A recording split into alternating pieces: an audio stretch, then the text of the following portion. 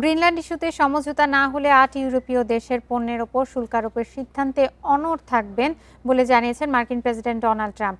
গ্রিনল্যান্ডকে মার্কিন কর্তৃত্বের নেয়ার বিষয়ে একমত না হলে শুল্ক আরোপের বিষয়টি শতভাগ বাস্তবায়ন হবে জানান তিনি।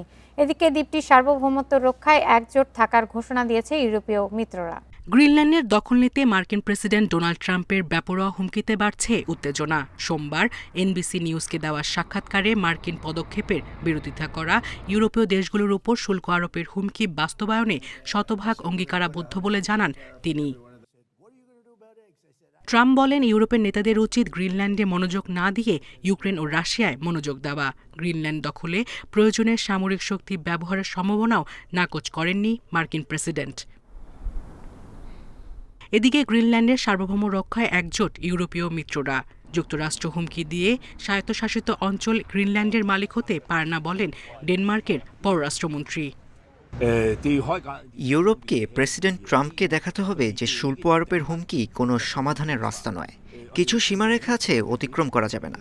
হুমকি দিয়ে গ্রিনল্যান্ডের মালিক হওয়া সম্ভব নয়। এই পরিস্থিতি ঘোলা করার ইচ্ছে আমার নেই। এদিকে ডেনমার্কের প্রধানমন্ত্রী মেট ফ্রেডরিকসন বলেন, ট্রাম্পের চাপের মুখে মাথা নত করবে না ইউরোপ। গ্রিনল্যান্ডের প্রধানমন্ত্রীও মার্কিন হুমকির সমালোচনা করেছেন।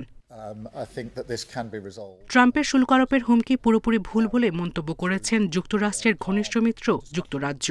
পাল্টা শুল্ক আরোপের সম্ভাবনা উড়িয়ে দিয়ে ব্রিটিশ প্রধানমন্ত্রী কিয়ের স্টারমার বলেন, বাণিজ্য যুদ্ধ কারোরই স্বার্থ রক্ষা করবে না। এদিকে বৃহস্পতিবার বেলজিয়ামের ব্রাসেলসে এই ইস্যুতে জরুরি শীর্ষ বৈঠকে বসবেন ইইউ নেতারা। গ্রিনল্যান্ড দখল নিয়ে ট্রাম্পের হুমকির জবাব কিভাবে দেওয়া হবে তা নিয়ে আলোচনা করবেন তারা। সায়রা খান, ইন্ডিপেন্ডেন্ট নিউজ।